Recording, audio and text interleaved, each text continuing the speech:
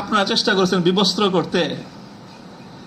করতে চেষ্টা করেছেন, তবে একটা জিনিস ভালো করেছেন, আপনারা যেই কেসটাকে বিবস্ত্র করার জন্য বেছে নিয়েছেন সেই কেসটা ছিল খুব দুর্বল। আগামী 50 বছরের জন্য উলামায়ে কেরামের বিরুদ্ধে ষড়যন্ত্রের দুয়ার রুদ্ধ হয়ে গেছে।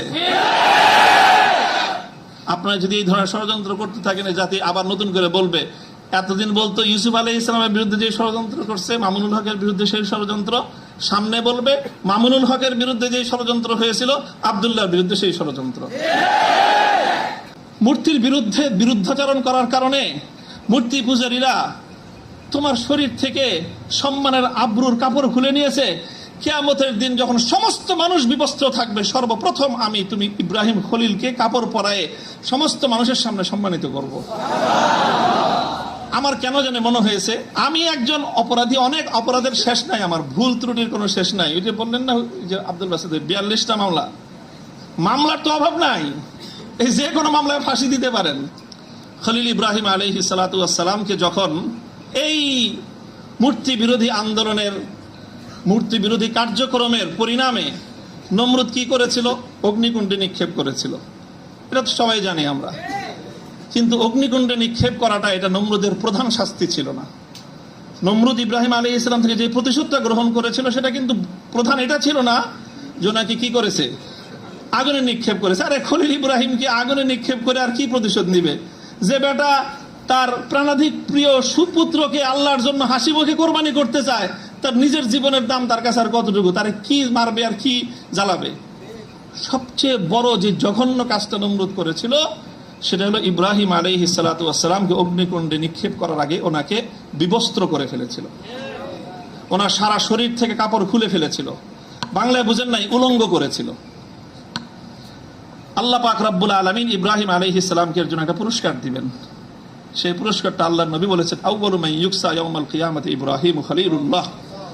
ও ইব্রাহিম, মূর্তির বিরুদ্ধে বিরুদ্ধাচরণ করার কারণে মূর্তি পূজারীরা তোমার শরীর থেকে সম্মানের আবরুর কাপড় খুলে নিয়েছে। কিয়ামতের দিন যখন সমস্ত মানুষ বিবস্ত্র থাকবে, সর্বপ্রথম আমি তুমি ইব্রাহিম খলিলকে কাপড় পরায়ে সমস্ত মানুষের সামনে সম্মানিত করব। আমার কেন জানে মনে হয়েছে আমি একজন অপরাধী, অনেক অপরাধের শেষ নাই, আমার ভুল ত্রুটির কোনো শেষ নাই। ওই যে বললেন না যে আব্দুল বাসিদের 42টা মামলার তো অভাব নাই, এই যে কোনো মামলায় ফাঁসি দিতে পারেন। ফাঁসি দিতে তো আর অন্য কিছু লাগে না। আদালতে দাঁড়ায় এক মহিলা আইনজীবী বলে, আরে বিচার করার জন্য এত কিছু লাগে নাকি আমাদের? এর চেয়ে কত হালকা সাক্ষ্যতে আমরা মানুষের বিচার করে ফেললাম।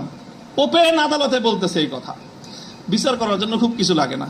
হত্যা মামলা কতগুলো আছে আমার নামে, ছিনতাই মামলা আছে, পকেট চুরির মামলা, পকেট মারের মামলা আছে, চুরির মামলা আছে, সব মামলাই তো আছে। যে কোনো মামলা দিয়ে ফাঁসি দিয়ে দিতে পারেন। আপনারা চেষ্টা করেছেন বিবস্ত্র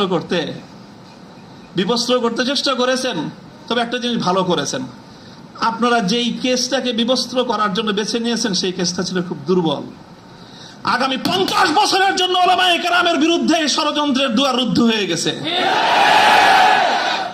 আপনারা যদি এই ধরনের ষড়যন্ত্র করতে থাকেন, জাতি আবার নতুন করে বলবে, এতদিন বলতো ইউসুফ আলাইহিস সালামের বিরুদ্ধে যে ষড়যন্ত্র করছে, মামুনুল হকের বিরুদ্ধে সেই ষড়যন্ত্র, সামনে বলবে মামুনুল হকের বিরুদ্ধে যে ষড়যন্ত্র হয়েছিল আব্দুল্লাহর বিরুদ্ধে সেই ষড়যন্ত্র।